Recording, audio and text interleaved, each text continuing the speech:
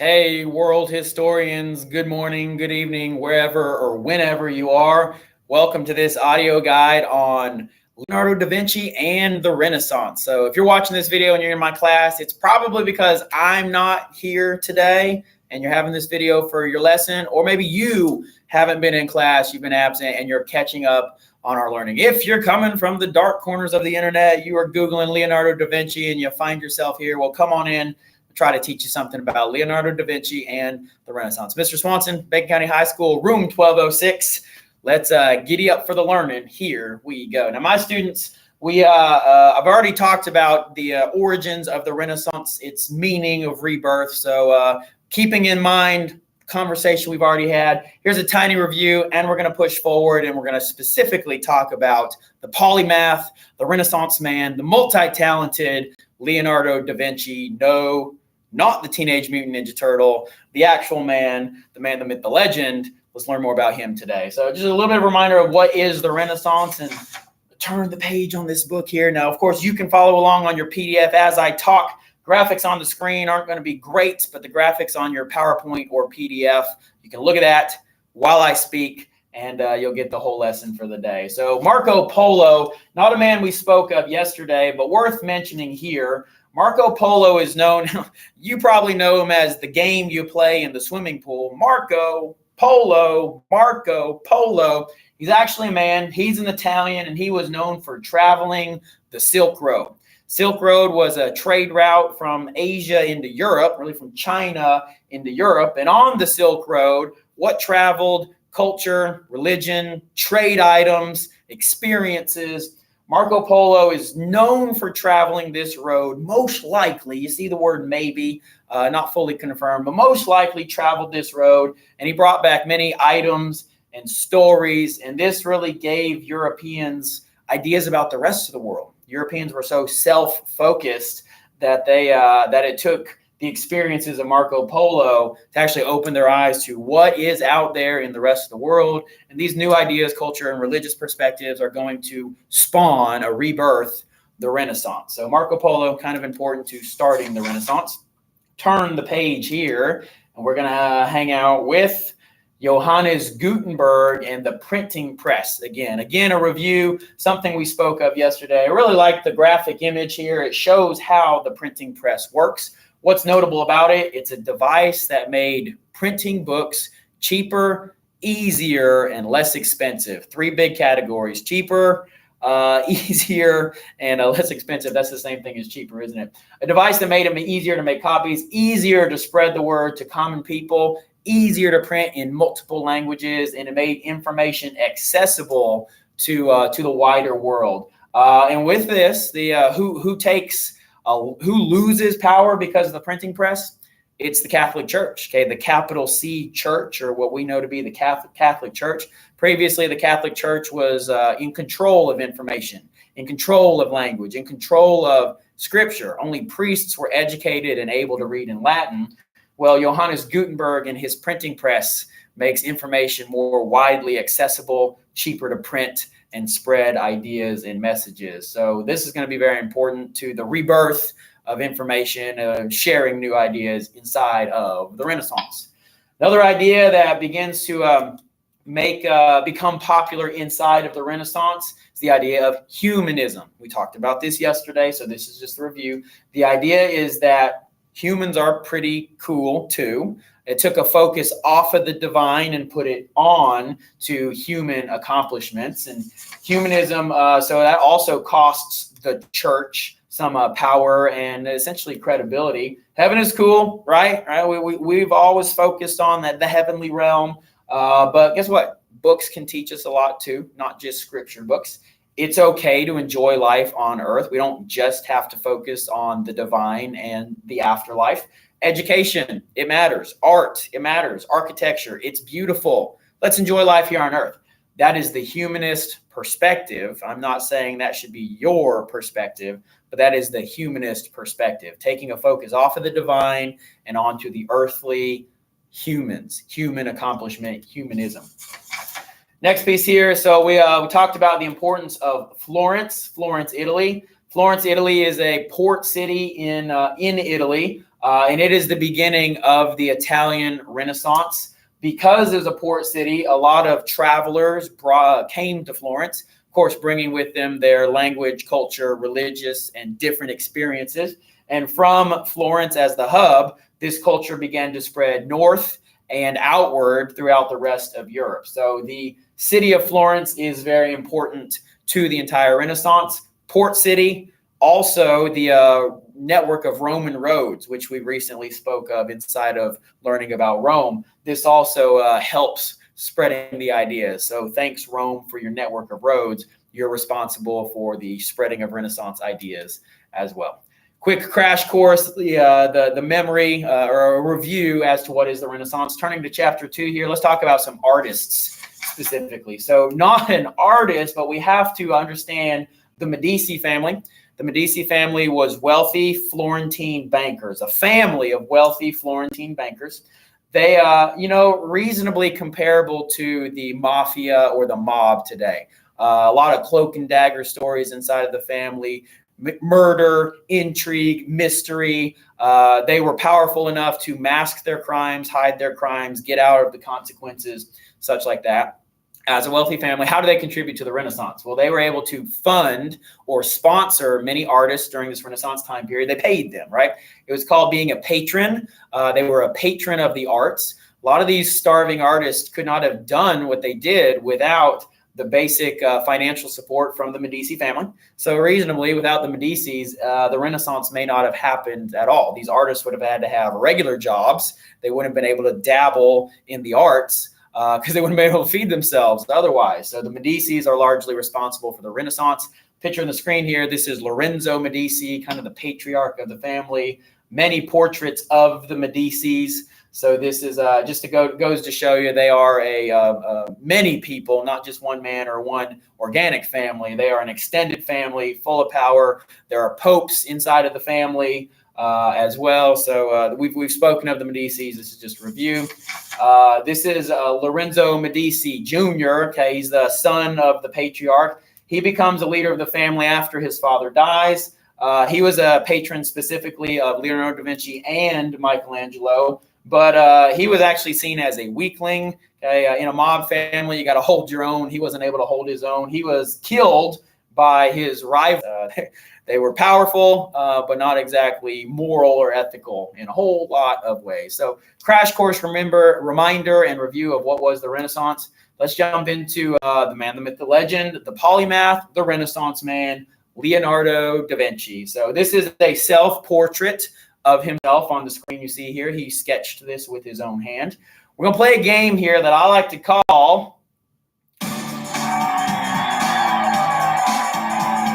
LeonarDO or LeonarDON'T. So the rules of the game here, we lay it down here, how to play. Now, being on video here, this is you and you. Okay, we're not going to have a larger class activity on the audio guide, but my students, you do have this follow along guide. It says LeonarDO or LeonarDON'T. So I am going to show you the picture of an invention or a piece of art, and I want you, before you move along, I want you to say, is Leonardo da Vinci responsible for this? LeonarDO, do, or is this not something he did? LeonarDON'T. Something he did do, invented, sketched, is responsible for, or not. LeonarDON'T. So write down what it is. Step one, what is the invention?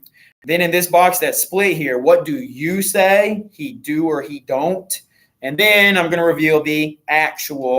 We'll see if you got it right. And after that, I want you to give a little sketch of what it is. So just a fun little activity for today. This is a standalone page. This is not a part of your larger packets because I forgot to include it. So you have this in my absence. You already have this page. Ready, steady, let's go. First picture here is the Mona Lisa. Is Leonardo da Vinci responsible for the Mona Lisa? What do you say? Okay, so on the invention, you could put the Mona Lisa in the box that says, I say, right, do or don't. He is responsible for it, LeonarDO. He's not responsible for it, LeonarDON'T. And then let me tell you the answer. 3, 2, 1. It's a LeonarDO. As a matter of fact, Leonardo da Vinci is responsible for the Mona Lisa. Mona Lisa is a very famous piece of Renaissance art, very intriguing to study. Many people are captivated by the smile. Is she happy? Is she sad? Is she trapped? Some think that she's in an unhappy marriage, and that's why her smile is only so-so. Some think that she's just perfectly content with life, and her smile is one of contentment. Some think the picture is actually based off of masculine features, and then he makes it into a feminine portrait. So there's a lot of questions about the Mona Lisa, things that we'll probably never have answered on this side of history, because Leonardo da Vinci did not specifically leave behind any clues. But the Mona Lisa, one of history's most famous paintings, does belong to Leonardo da Vinci, LeonarDO. And on the sketch box there, you can sketch the Mona Lisa as best you can. That's what the sketch box is for. So there she blows. That's the Mona Lisa. Moving on to the next one here. Oh, actually, so Leonardo da Vinci is a key figure in the movie, the hit movie, Mr. Peabody and Sherman. And for those of you who've seen the movie, and I do find that a lot of my students have seen Mr. Peabody and Sherman, you may remember the character, you may remember the animation of Leonardo da Vinci dealing with the Mona Lisa during the movie. So this won't be the last time we see the animated Leonardo da Vinci as well.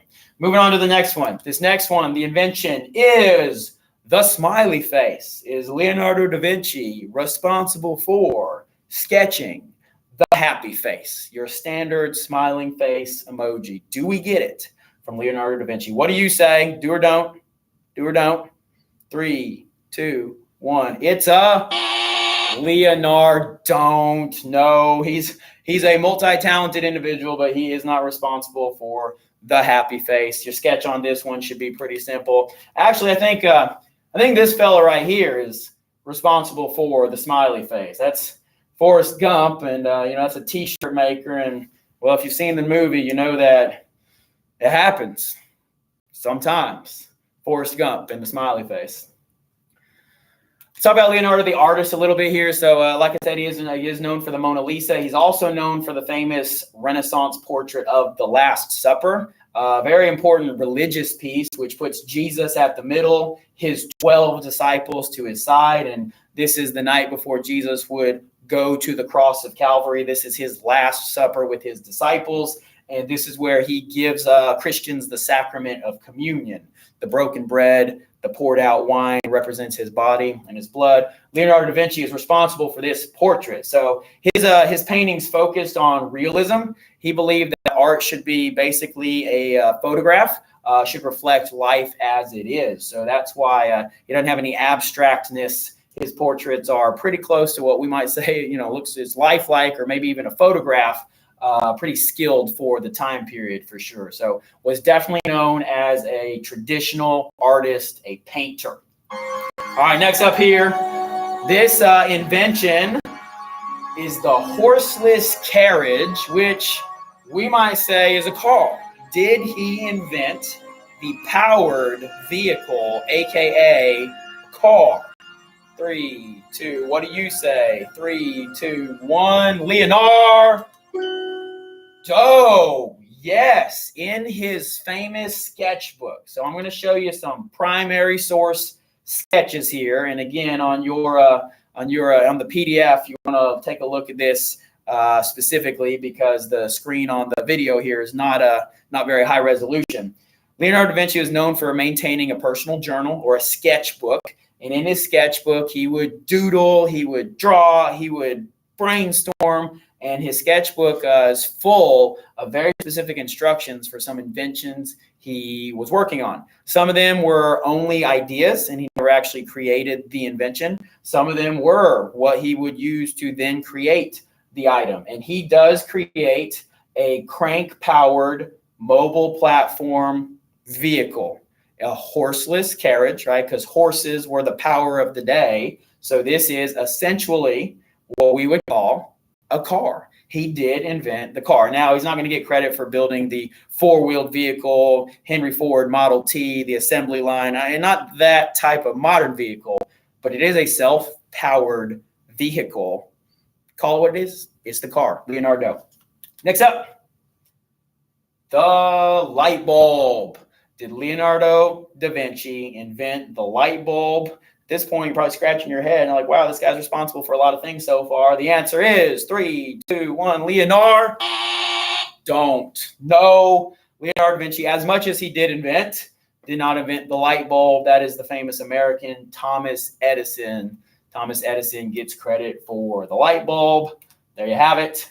Not Leonardo da Vinci. All right, moving right along. Don't forget your sketch. You can do it after the video here. You can pause the video as we go.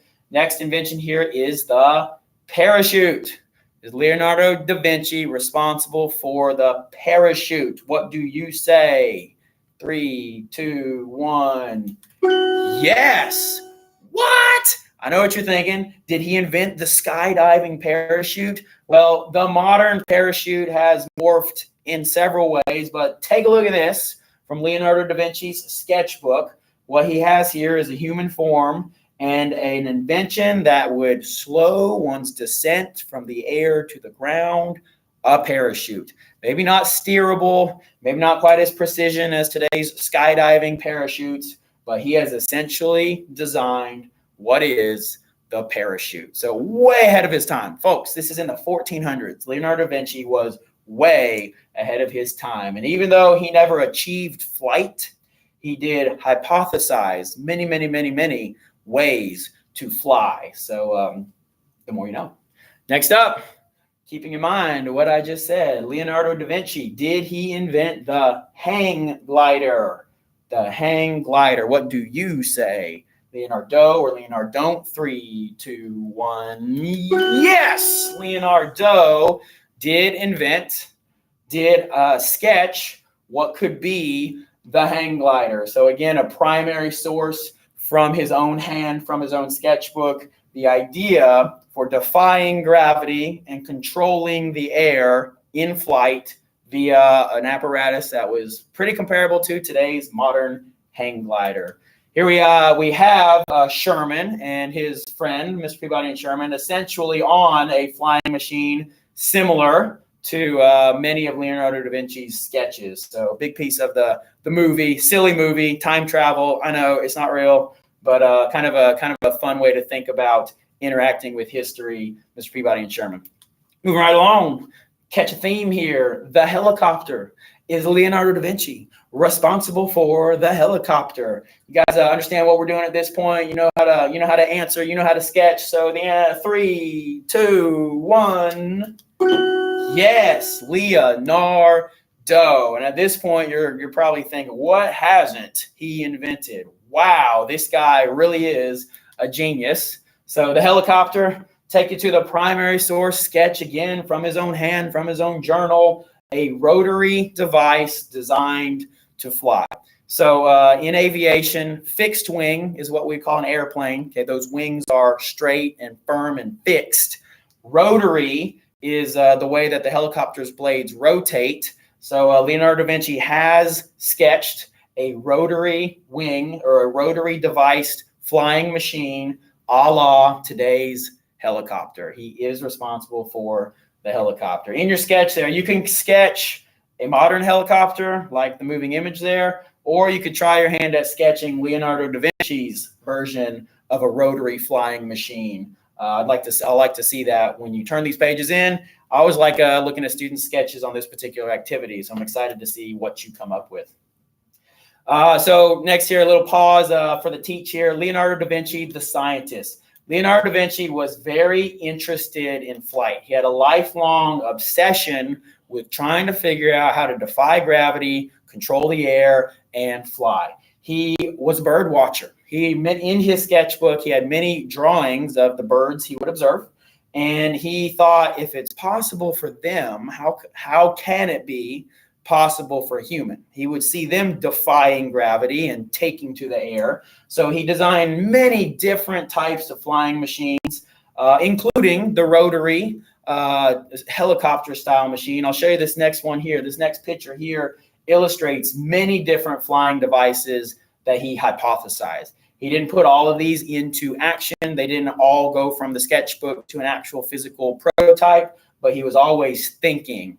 And he is definitely known for his obsession with flight and attempting to achieve powered flight. He did not, in his time in his life, he did not ever take to the air, but boy, he thought about it a lot, and he put a lot of it into his sketchbook. So Leonardo da Vinci, the scientist, an artist and a scientist. That's the multi-talents that we're going to call a Renaissance man or a polymath. He definitely checks the block with his multiple talents there. All right, back to our game. Moving along.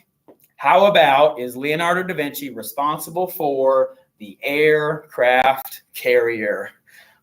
You're probably thinking, might as well say yes, because he's done a lot of other things that I wouldn't have expected. So lock in your answer. 3, 2, 1. No. All right. This one was a trick for you. He is not responsible in any fashion for the aircraft carrier. That invention comes about at a much later time. Next here, scuba gear. All right, I got you on your toes. We've had some yeses. We've had some nos. I don't know if you can catch a theme here. It's kind of hard to predict. What do you think is Leonardo da Vinci responsible for scuba gear? 3, 2, 1.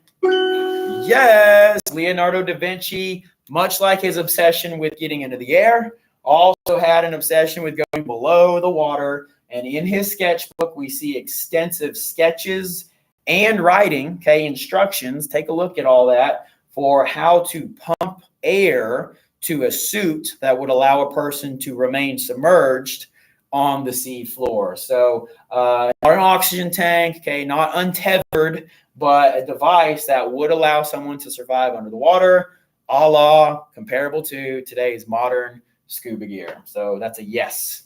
Next one up here. How about the tank? The military tank, a mobile shooting armored platform, the tank. What do you say? 3, 2, 1. I hope you said yes, Leonardo. Leonardo da Vinci did sketch and produce a mobile shooting armored platform. Now, looking at his sketch there, it is different than the modern tank that is on treads, but his invention actually has its own doses of ingenuity in its shape.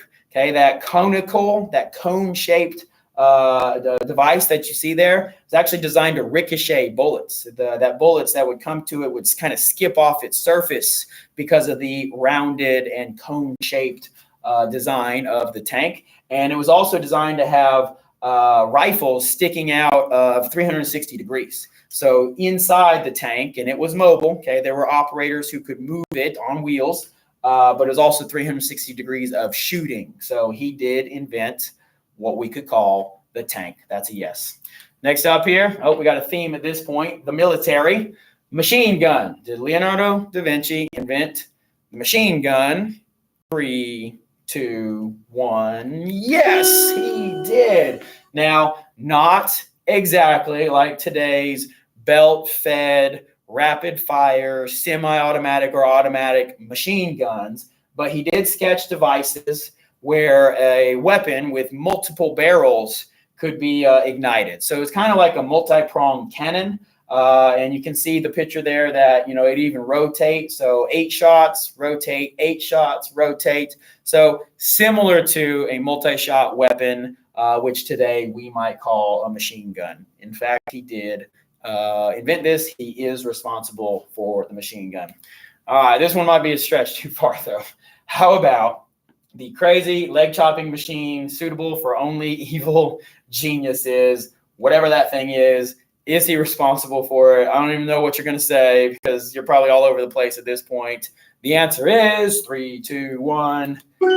Yes, you probably shouldn't be surprised at this point. He did invent this device that was rotational, had blades on it, would be affixed to a horse and rider. The carriage kind of feeds it, it's mechanically feeding itself, powering itself, and multiple designs there, whether it's being pulled behind the horse or the horse kind of pushes it and it leads the device. The rotating blades were designed to take out an enemy and make the horse and rider the most powerful weapon on the battlefield. So as a matter of fact, he did invent a crazy leg chopping machine for evil geniuses. Wow. Why? At this point, I think beckons the question, why? Look at this. This is the moving image here. Kind of illustrates what it might have looked like. Obviously with photography being able to, so this is a modern recreation of the machine. So back to the why. Why all the weapons? Why did Leonardo da Vinci invent all of these weapons? Well, believe it or not, and you might have a hard time believing this based off of the inventions we just discussed, Leo hated war.